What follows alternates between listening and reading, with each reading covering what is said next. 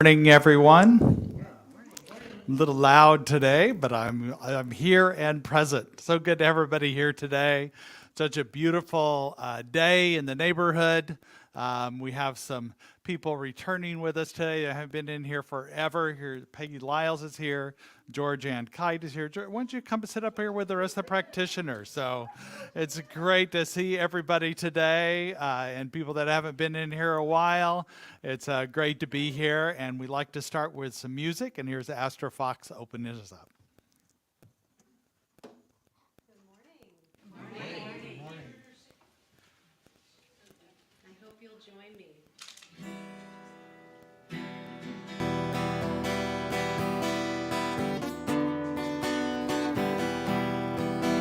We are opening up in sweet surrender to the luminous love light of the One.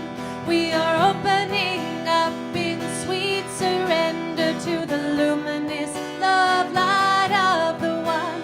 We are opening. We are opening. We are opening. We are opening. Sounds great. We are opening up in sweet surrender to the luminous love light of the One. We are opening up in sweet surrender to the luminous love light of the One. We are opening. We are opening. We are opening. We are opening. We are opening up in sweet surrender to the luminous love light of the One. We are opening up in sweet surrender to the luminous love light of the One. We are opening. We are opening. We are opening. We are opening. Lovely. Let's give her a round of applause. Thank you so much. Thank you so much. We like to begin each service with our vision and mission statement. So if you'll look on the screen and read with me. We are an inclusive community for spiritual growth and compassionate action. And our mission statement, we are co-creating a world that works for everyone by living intentionally, loving unconditionally, and seeing God in all people and all faiths. So it's great to have everyone here today. We have a special Sunday lined up for you. Not only do we have wonderful music today with Astra, but we're also spending time honoring our practitioners in training and our practitioners today. So we're so excited about that. That'll be later in the service. Before we head into our regular sacred part of our service, I do want to let you know a few announcements. This month, we're still honoring Native American Heritage Month. It's good to remember that we are on this sacred land of the Wapo, the Pomo, the Potwins, and the Miwok tribes, that they were all part of creating the sacredness before we even came here and lived in this valley of abundance.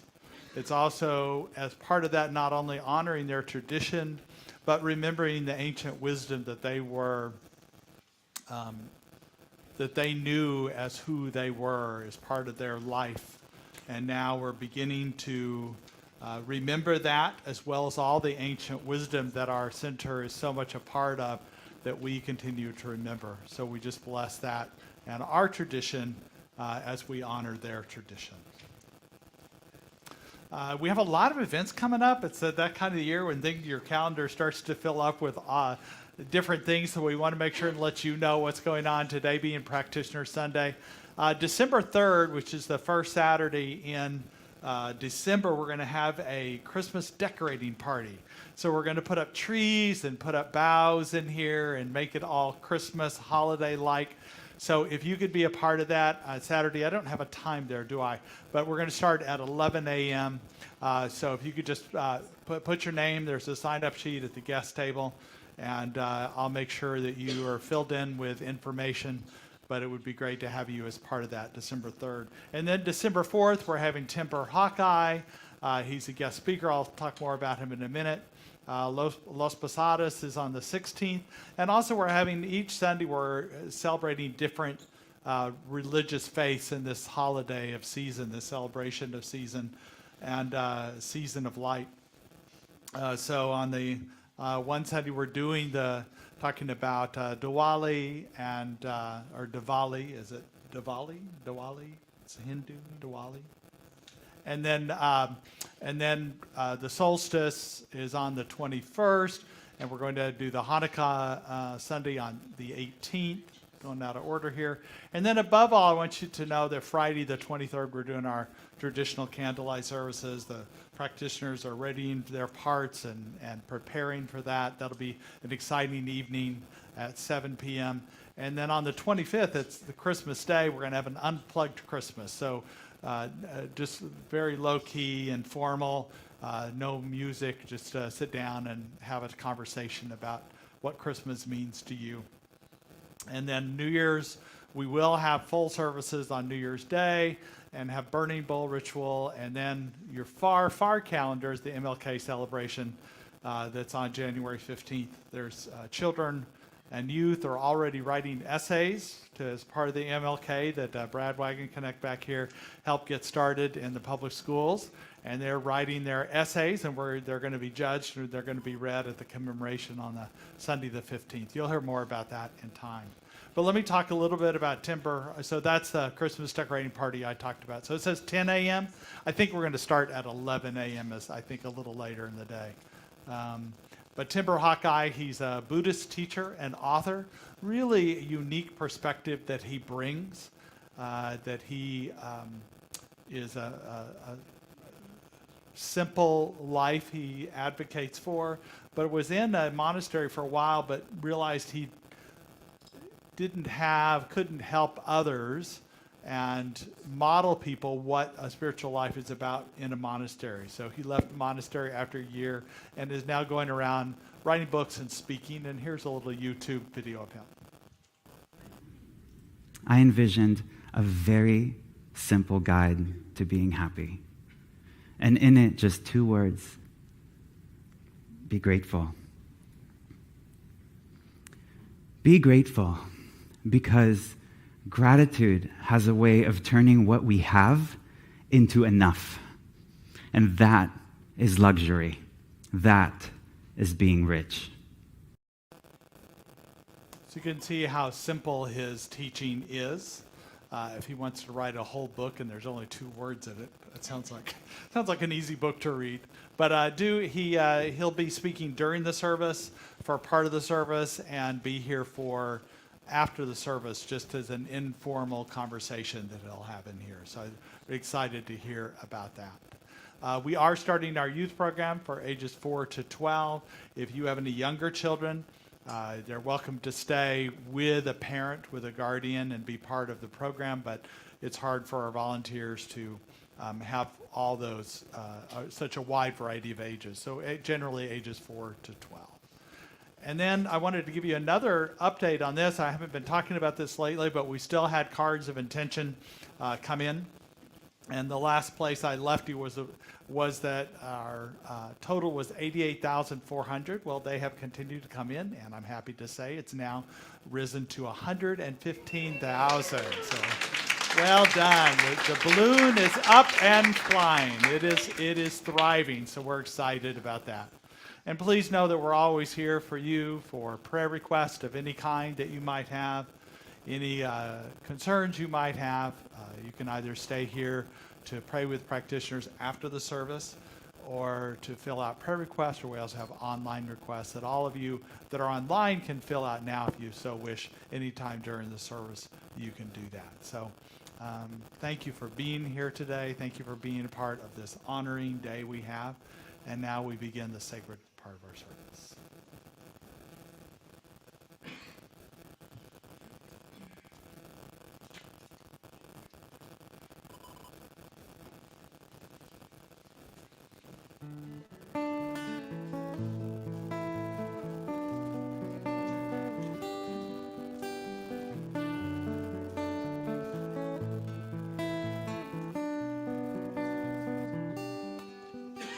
There is only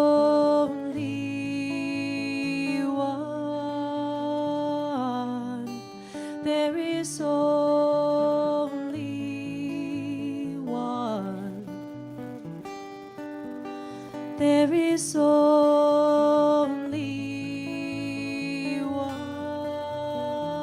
one. There is only one.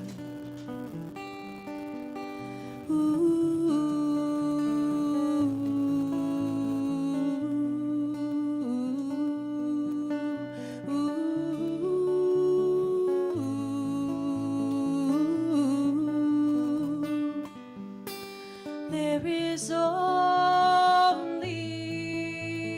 one. There is only one. There is only one. There is only one. Only one, only one, only one.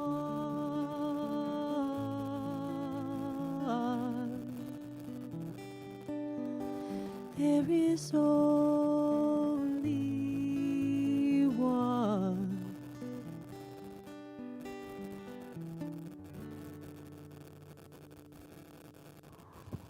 There is only one. One heart. Un corazon. I am at the middle of it, the very center of this one heart, this one love, this one divinity, this one spirit and power. Just as I am at the heart of the heart, we all are, each one of us, at this center of the heart, the one love, right here and right now, and in every moment, whether we are aware or not. This is where we reside, this mustard seed, just waiting to experience our larger oneness, our oneness with the divine everything. Waiting to blossom and open, to spread forth, and know this oneness. Deep, deep within.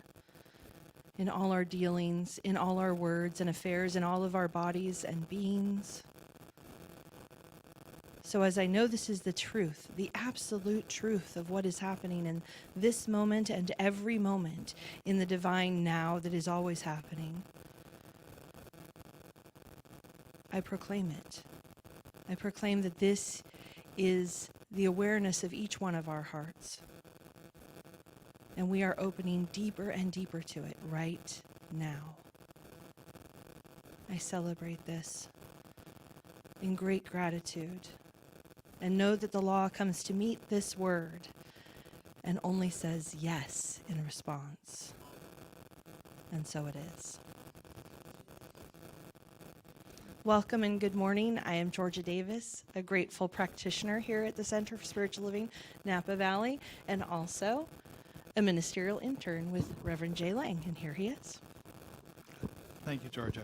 And you can see the value of prayer real quickly because it brings us into this moment of truth. And today we want to honor the practitioners that are part of our community, that have been a part of it for all 60 years that we have been studying the science of mind philosophy. We actually started as a study group started by a practitioner, and it's practitioners that have taken us through the times between ministers and supported ministers and been a big part of it.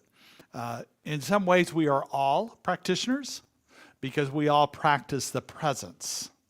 We do spiritual practice both in our homes and here in community. And community itself is a spiritual practice. Prayer, affirmation, visioning, meditation.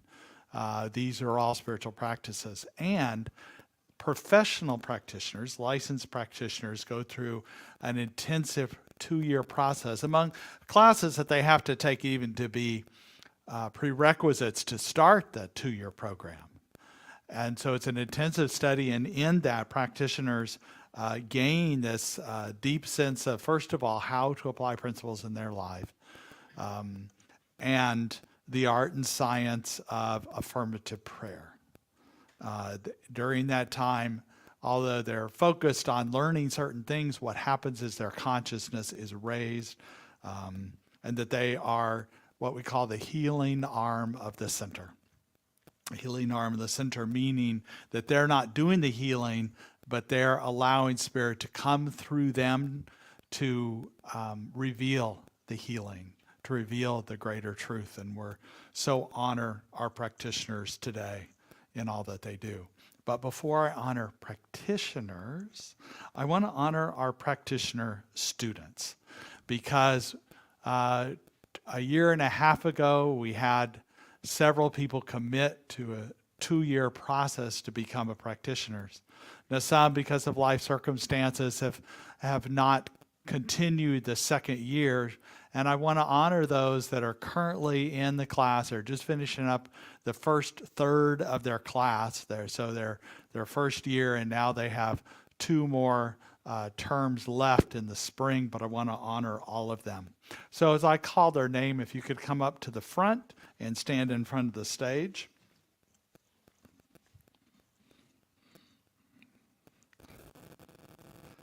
Well, I know the list.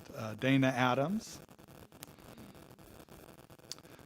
Dawn Pickney, I don't think she's here today. Monica Smith-Braun. Michelle Wilson. Nicole Turner. Sean Boyd. Shauna Marshall. And Virginia. I don't see Virginia. So we have several of them.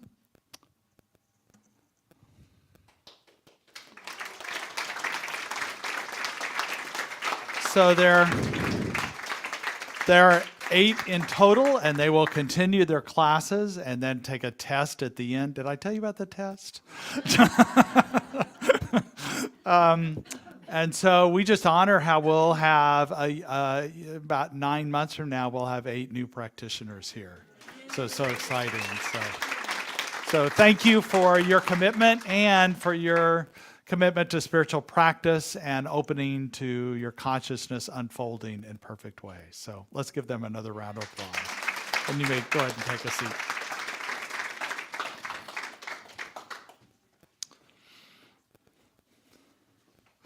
And now, as I call your name, and I don't think there's room on the stage, so if you could stand in front of the stage, that would be great. So Imelda Gomez,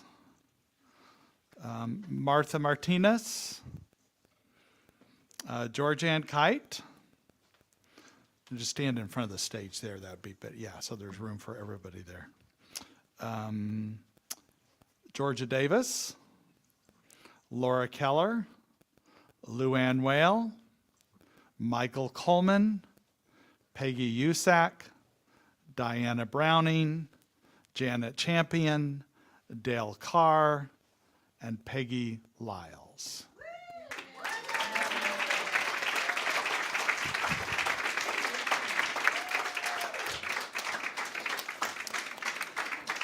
So first of all, we have of this list, and you can see some people you might not recognize because you haven't seen them, because they're what we call outreach practitioners, which means they don't live in Napa. So they watch our services online.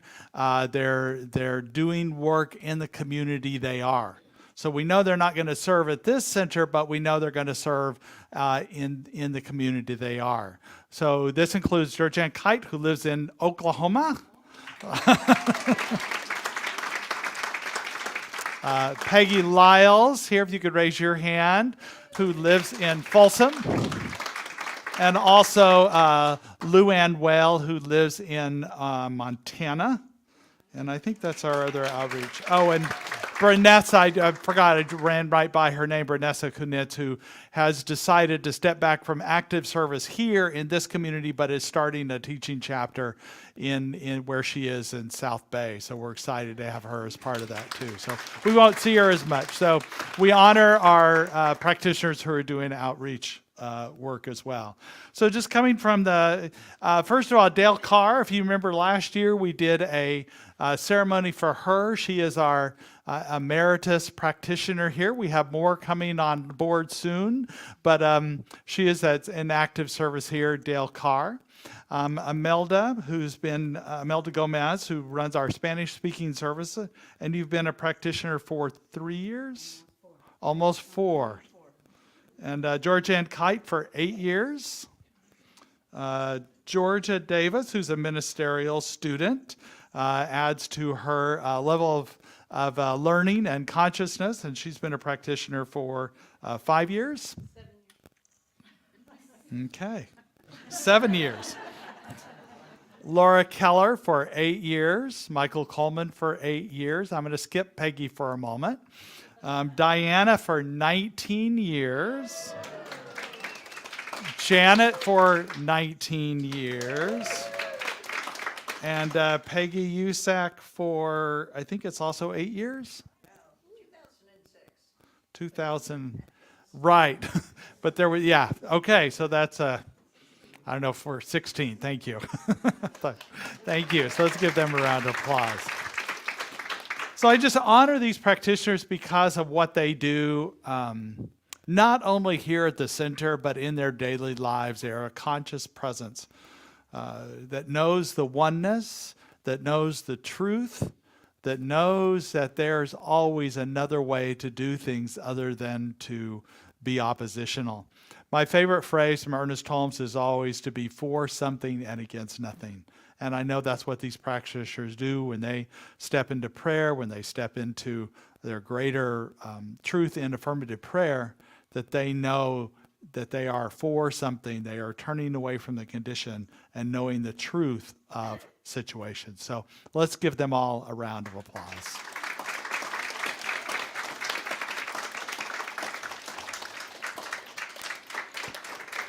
You may all... there we go, okay.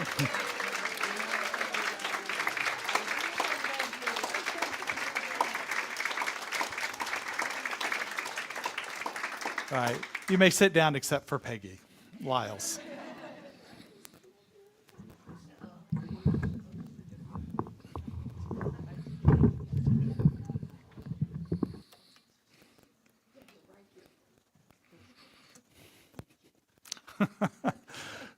So Peggy, kind of semi-retired or not active practitioner, but you've been a practitioner since, I think, like 87. Is that true? I think I counted 35 years. 35 years. Now, officially, you're not a, you're, what? Okay.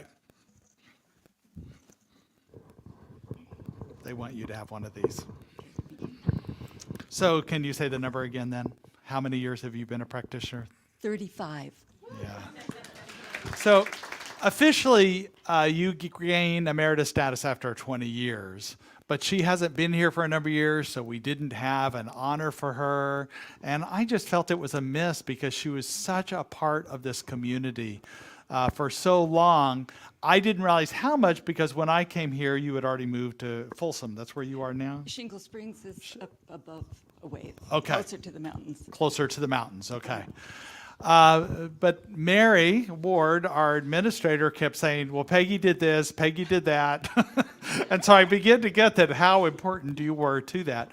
So I called Reverend Janet Sandvik, who was the minister before me yesterday, and she had this to say about you. So Peggy was the glue that helped guide the church through the retirement of Reverend Barbara and my coming to Napa. We met then. Peggy's wisdom, steadfastness, and abounding grace was the anchor during that time. Peggy jumped into whatever she was needed. When the center needed a coordinator, she jumped in and embraced it fully. With Peggy, you always knew her first action in any situation was prayer. That touches me. When that was done, we could move on to the work. She had a Midwest sensibility and down-to-earthiness. In that time, Napa was a conservative town back in that day. And because of our unconventional theology, we could look like kooks. That's a quote from Reverend Janet there. Peggy, you made us look good.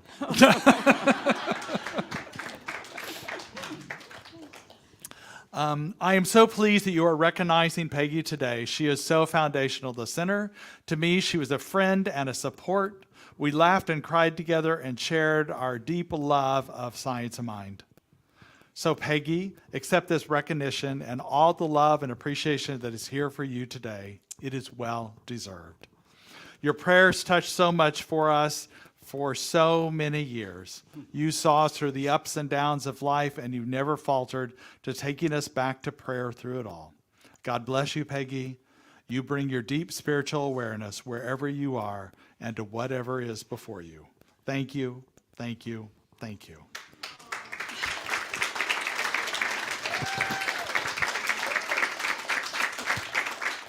And what I also know is not only did I learn from Mary how important Peggy was, but from our practitioners and other people who took classes from Peggy. Prac 2. How many people took a class from Peggy? So we've got several hands here. So as a teacher of Science of Mind and your deep belief in those principles. So thank you. Thank you. You know, Could you hold that a little closer? I really have all of you to thank. You know, it was just a group consciousness, and I just happened to be very excited about it and just shared it with whoever was around. And, you know, we had several receptive people, and it just grew from there.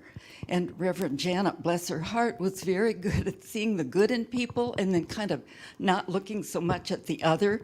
So I just, you know, I have to say thank you to you. And it's wonderful to be back here.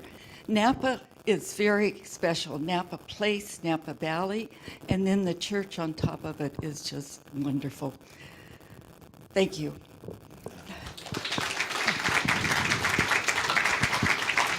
Do you already have an emeritus pin? Well, I have a 20-year pin. I'll get you an emeritus pin. We Yeah. need to order one. And then I also have some flowers for you in the Oh, kitchen thank to you. present to you to take back to your Thank you. home. Okay? Thank you so much. You're welcome. Let's give her a round of applause. Thank you.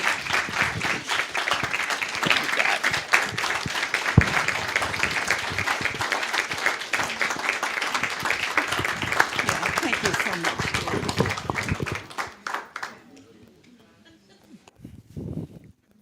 You're welcome.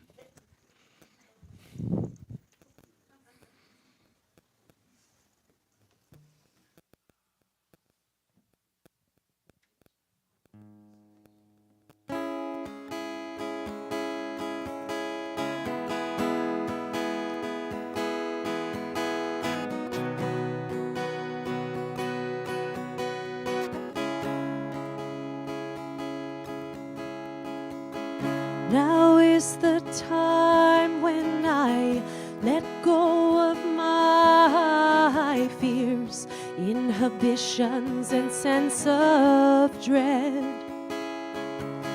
When I give up control and I let you hold me with no resistance in my soul. Now is the time when I let go of my fears, inhibitions, and sense of dread. When I give up control and I let you hold me with no resistance in my soul. This is the day when I throw it all away into the fire of the all-loving one. Now I just what I need to be free, to feel who I really am. Oh, this is the day when I throw it all away into the fire of the all-loving one.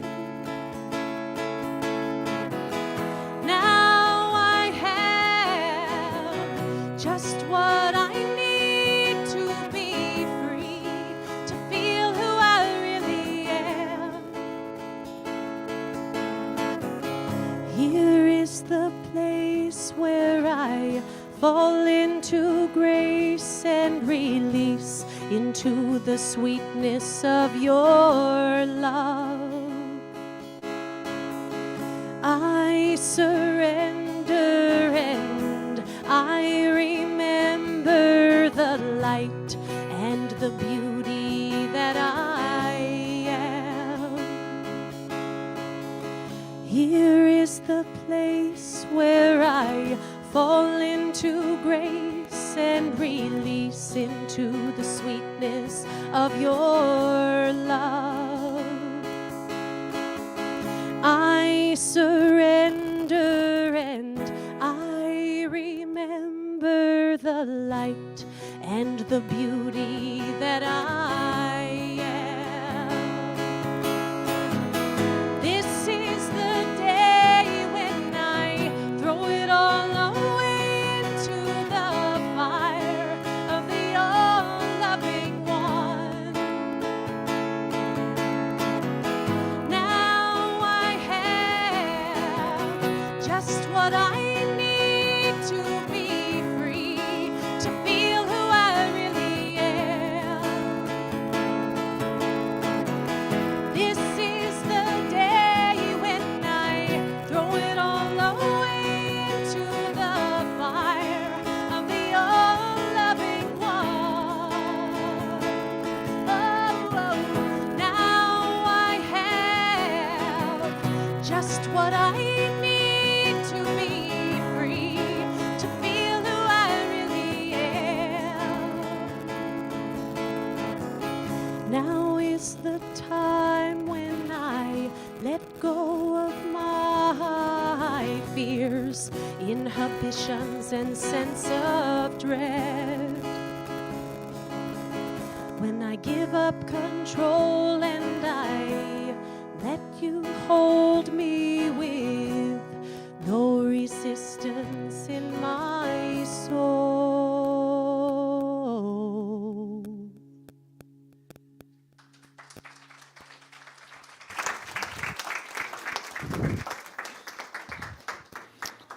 That's a beautiful song. Lovely, lovely. Boy, that was a wonderful honoring. It's so wonderful to have Georgianne and Peggy here. You're not usually here, and I don't know if Luann, if you're paying attention, you might watch it later. But we bless you, and all the practitioners. I know I've leaned into especially during the pandemic time. I really leaned into the practitioners because it was unknown territory. It's that hero's journey I talk about, that, you go into the unknown, and while you're in the unknown, one thing we know is we're not alone, that we always have wisdom and support, not only from spirit, but from humans who are representatives of spirit, who are angels in our lives. So, and practitioners, you were that for me during the pandemic. So thank you so much. Let's give them another round of applause. So we're continuing in this theme about our home, thinking this as a spiritual home where we are right now. And today's topic is about welcome home. So I hope you feel that this is your spiritual home away from home. And those of you who are already home online, I hope that you feel the community feel while you're watching us, because this is a connected and powerful community that we have here. And I so honor what we have here. This week begins the season, the holiday season, when we have friends over, we travel to see family, maybe work parties and things like that. And how many of you will be traveling over Thanksgiving? Anybody traveling over Thanksgiving? And you guys leave today, right? Thank you for being here. And how many people are expecting people over to your house? Okay, that's great too. I know some people said they weren't able to be here because they had guests coming in and things like that. So I know that. And what's interesting about that is that in the last few years, when we were able to gather because of COVID restrictions, some of our visits may have been uncomfortable because of differing views of political or social or religious. And despite our best efforts not to avoid certain topics, seems like somebody would bring it up and would leave people maybe uncomfortable or defensive, or, whenever somebody has a position, often there is a opposition, right? An opposition to a position. And it makes gatherings sometimes difficult. And what I would invite us to do is to take that step back, not to engage in an opposition or to start with a position if you happen to be, and instead to listen and have empathy and just recognize that there is common ground. What I found is in those situations when I feel there's disagreement or somebody I know that has certain views that differ from my own, I tend to get a little tense, a little concerned if they were to say something, and I also have judgment that I feel justified in my judgment. Boy, justified, I would call that righteousness, is about the worst kind of judgment there is, because we're really stuck in it. It's like concrete, right? We have stepped into the concrete and it's drying around our feet and we're not moving. And we're not going to move no matter what anybody says, right? And then the other person gets their position too. So instead, maybe it doesn't mean that there are not things we stand strong in, principles and truth, but maybe it could be sand. Sand is more flexible. We can be grounded in the sand, and we can stand true in what we're saying. We can be powerful in what we're doing and are. And I think instead of this awkwardness, we can recognize these gatherings with friends, family, coworkers as an opportunity for healing. There's even a basic acronym for the word H.O.M.E, healing opportunities that manifest everywhere. Or I simple it to be healing opportunities for me. The opportunity to step into my own healing, letting go of my own judgments, and understanding where another person is. I always love what the Sufi poet Rumi says in his poem, "Out beyond ideas of right doing and wrong doing, there's a field. I'll meet you there."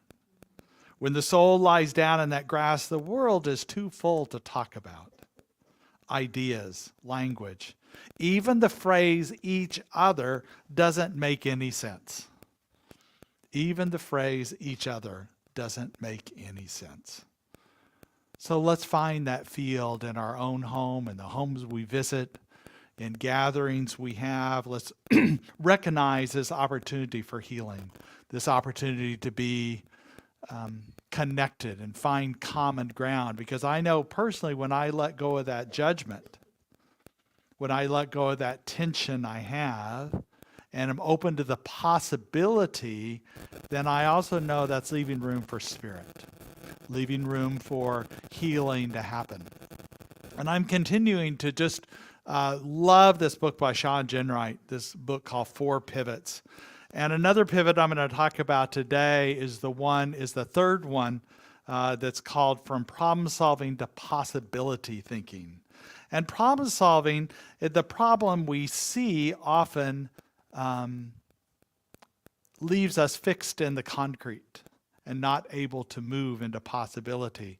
But when we're able to let go of that Spirit in us, even if we can't see a way, we don't have to see the way. Spirit will reveal the way, and it may not be in that moment. Just allowing it and being open to the possibility is bringing in that greater truth, is bringing in that idea for healing opportunities.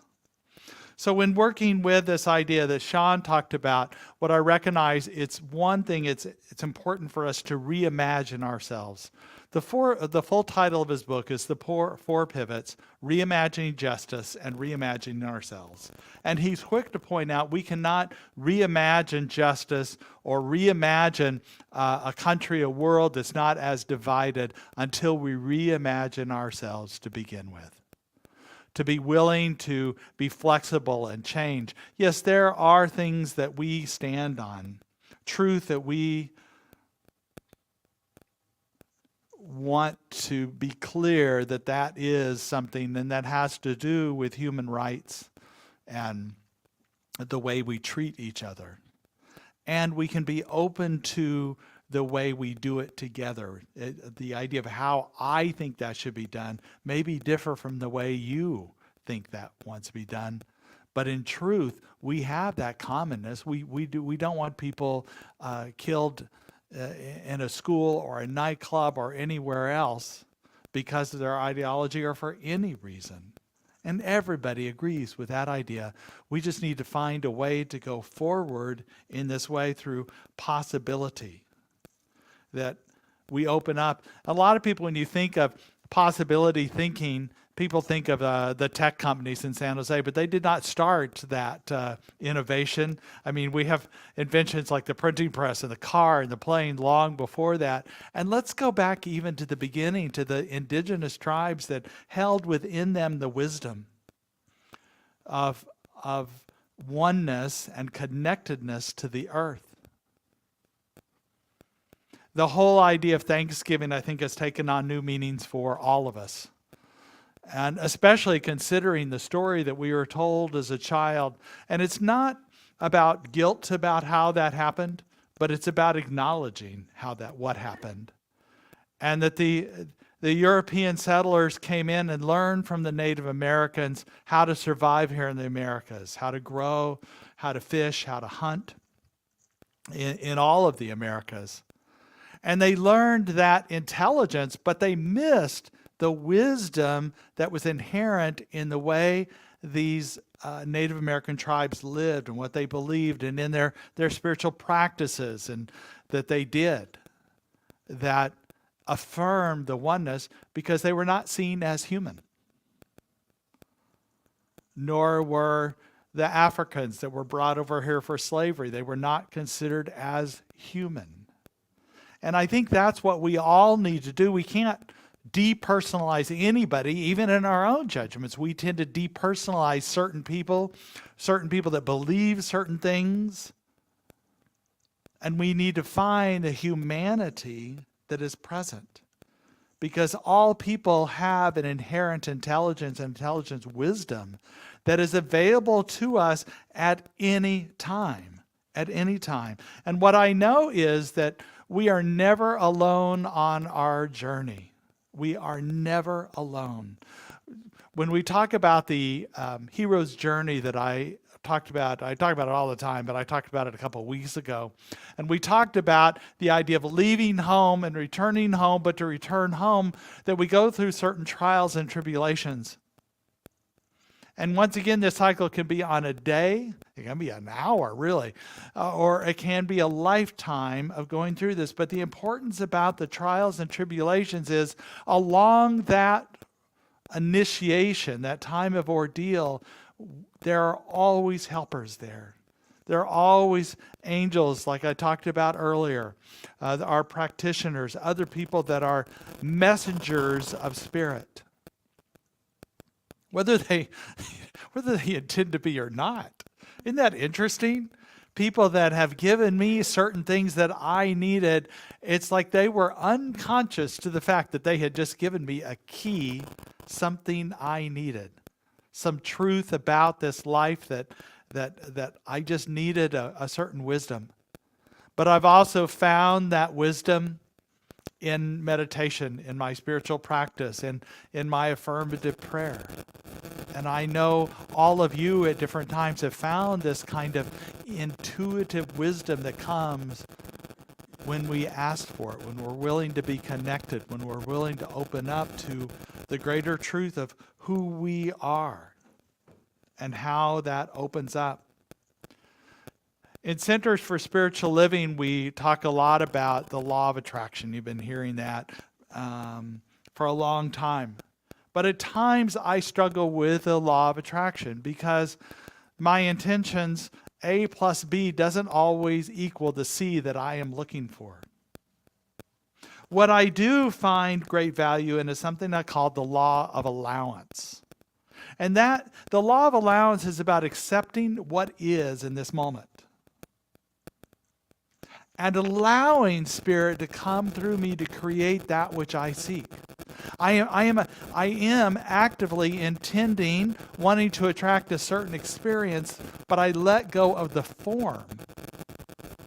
Because when I am attached to a form, it is the concrete that I'm sticking my feet in, and it's keeping me rigid. When I am in a state of allowing, opening to Spirit, it moves through me. It opens me up to a greater experience. It doesn't happen in one moment, but it happens in many moments because it's an unfolding process.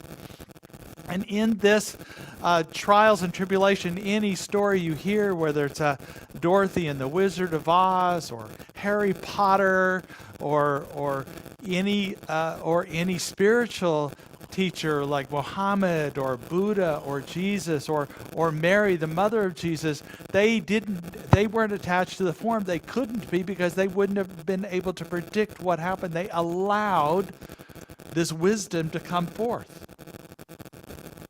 And more, that's what we need to do to create, to heal this rift, this difference we have.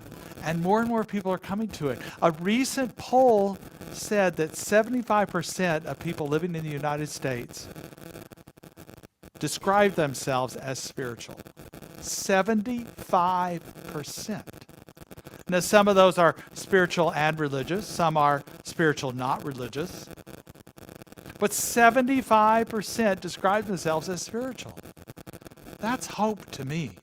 That means that they are open to possibilities. They're stuck into that religion has to be like this, and this is the only way, and nobody else. If you're not doing this, then you're not going to, quote, heaven. When we believe, and I've experienced it, that I can both experience hell and heaven right here in this life. And I think we all have experienced that in our lives. And we know this sense of holding on and judging is the pathway of hell.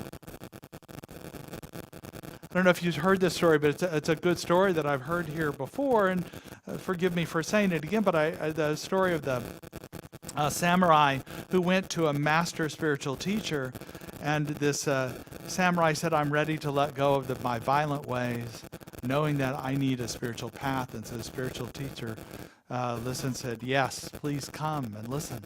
And the samurai said, "I need to know what heaven and hell are, and how I can go to heaven." And the spiritual teacher looked at this huge, muscular, brawny samurai and said, "You possibly cannot ever go to heaven. You have spent too many years in violent ways." And the samurai became incensed, and he raised his sword over the head of the spiritual leader, ready to strike him down, when the spiritual leader said, "That is hell." And immediately the samurai dropped to his knees in surrender in front of this master teacher. And the master teacher said, "And this is heaven."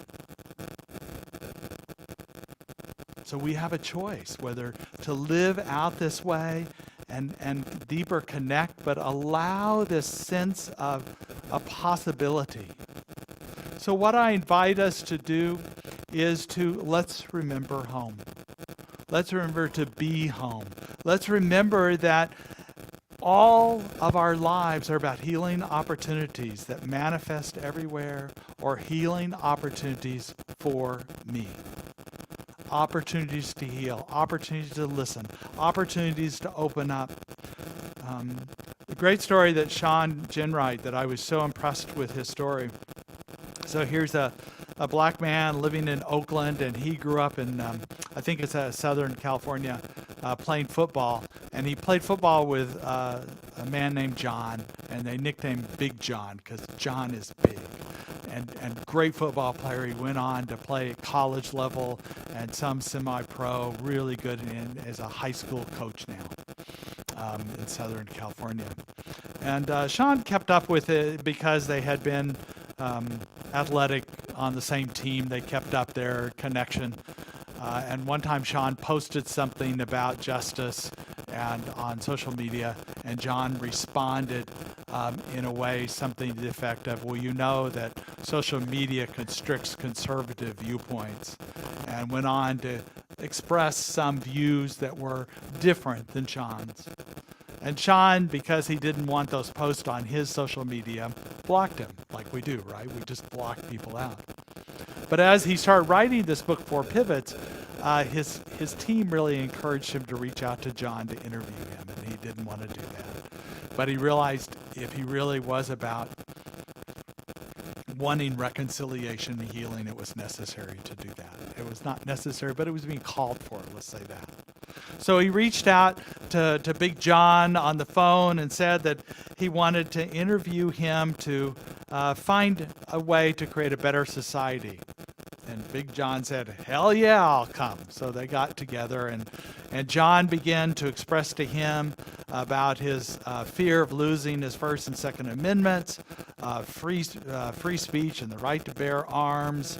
And Sean also expressed, was trying not to be into that opposition, but also expressed to John that he was concerned about losing his freedoms as well.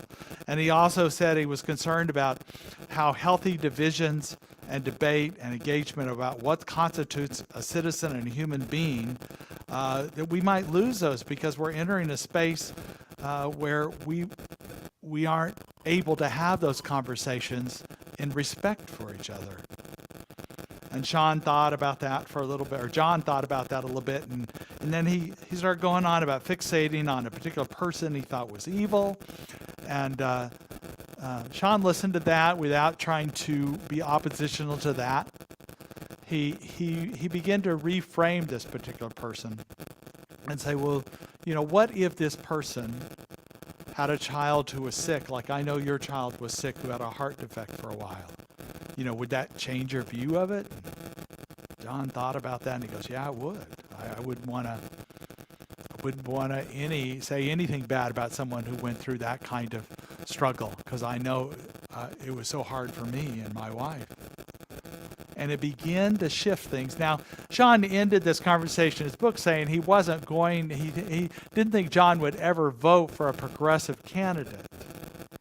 But for a second, and maybe longer, John was considering the humanity of those that he had previously judged. And maybe that's the best we can do, just to see the humanity of each other. That there is no evil person. There's people that do things that are violent and life-denying, but there's no evil in them. That we all want a place where we can rest, where we can be home, where we can find our security, our sanctuary, our heart, our love, and be with those whom we love. So this holiday season, Thanksgiving and through December, let us remember to let go of those judgments, to let go of that stuckness we may have, because it's in our flexibility, it's in our allowing, the law of allowance that allows us to bring forth a new and greater possibilities. One where we do come together as one. Even though we are still going to have different opinions about this and that, we can still be in this place of humanness, for that is our common ground,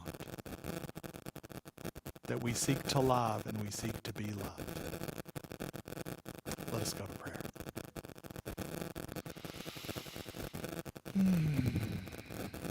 In this moment, I know there is only God. That's all there ever was and will ever be. And that we in this room and we around this globe are one with that which is. As we go forth to our many ways, as we invite people into our homes, we know Spirit is with us in every way, that allows us to find a way when we feel stuck,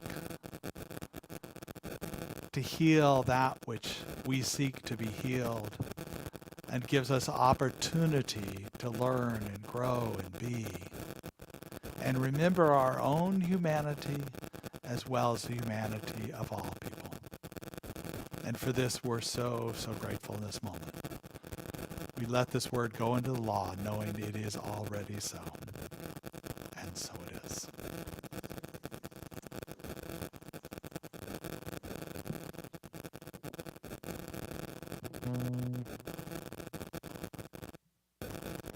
Thank you, Reverend Jay. This is my newest song that I've written, and I think it's appropriate. It's called Making It Better, and I feel like that's what the practitioners here are doing. That's what Reverend Jay is doing, and all of you. So I hope you enjoy.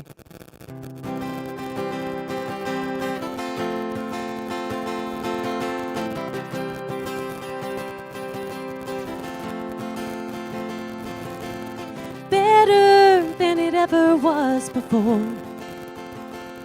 Thriving land ready to explore. Easy answers and open doors, making it better than it ever was before.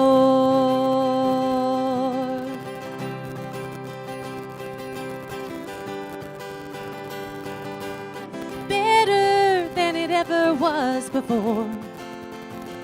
We're digging down, connecting to the core. Empowering ourselves and so much more, making it better than it ever was before. I hear the call to get back to our roots. You faced your challenges and I have too.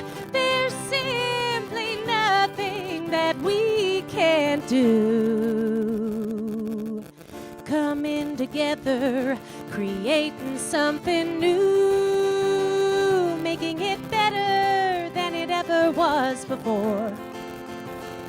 Thriving land ready to explore.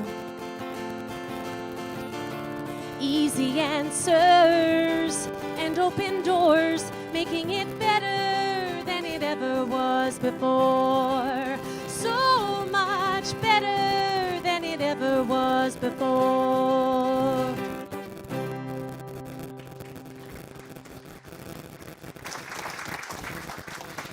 Gee, how'd you know you were needed to sing that song today? It's perfect. Thank you. This is a time in our service when we invite you to be part of the law of circulation. We know that which you give continues to open up your heart in the way that you give and allows you to receive. And whichever way you begin circulation, whether it's giving and receiving, it all works to open up your heart in so many ways. So let me ask the ushers to come forward. Oh. Well, you were all ready for it. Thank you, Dale.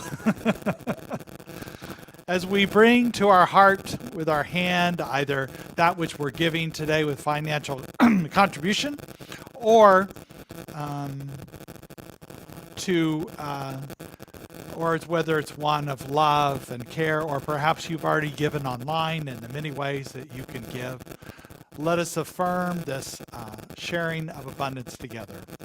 Divine love as me blesses and multiplies all that I am, all that I have, and all that I circulate, and so it is.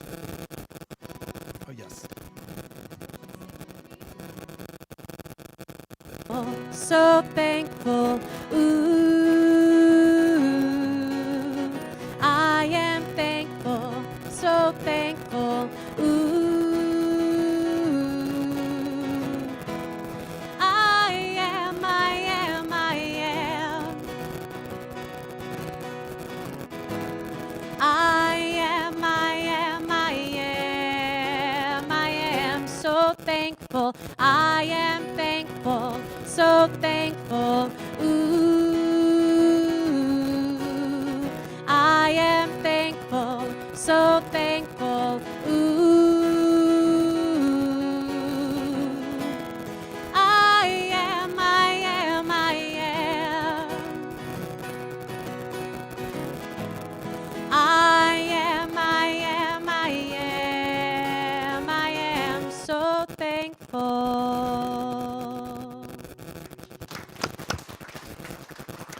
This is a time in our service when we like to acknowledge anybody who might be here for the first time. If you're online here for the first time, feel free to put that in the chat. And then anybody else who's here for the first time, you're willing to raise your hand. We have a gift for you. How about anybody who hasn't been here for many months? It's good to have Georgianne, Peggy, Joanne, and the other Peggy. Everybody here today. So good to have everybody here. So we have a blessing for our practitioners today. I had to slide out of order, so let me get back there. Oop, there it was.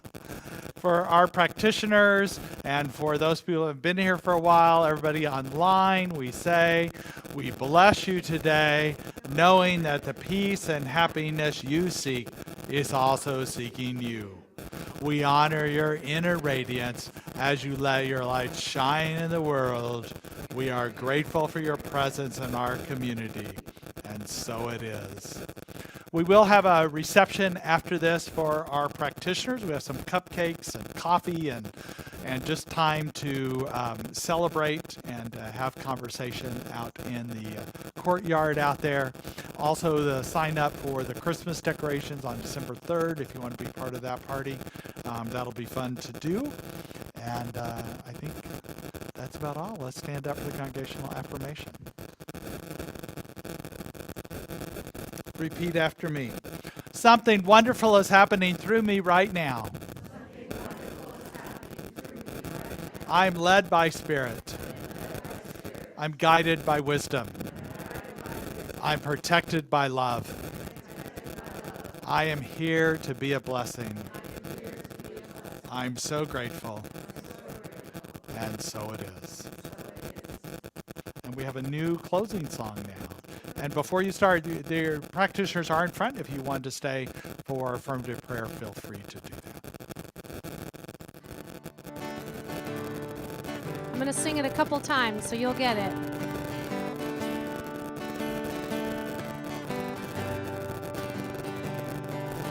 Love is my decision. It's up to me to dance down the road. Love is my decision. No one else can lighten my load. And once I decide to change my mind, God will show me how. Love is my decision, right here and now. You sound amazing. Love is my decision. It's up to me to dance down the road. Love is my decision. No one else can lighten my load. Once I decide to change my mind, God will show me how. Love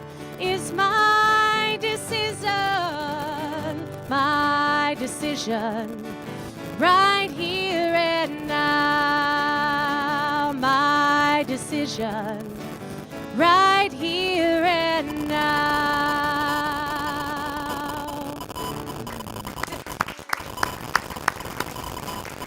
So as we go forth, we know what ours to do. Love, it's our decision. And so it is. Have a great Sunday and have a great Thanksgiving. Do you want to come out front to greet people, or do you want to stay? Okay. There you go. Good.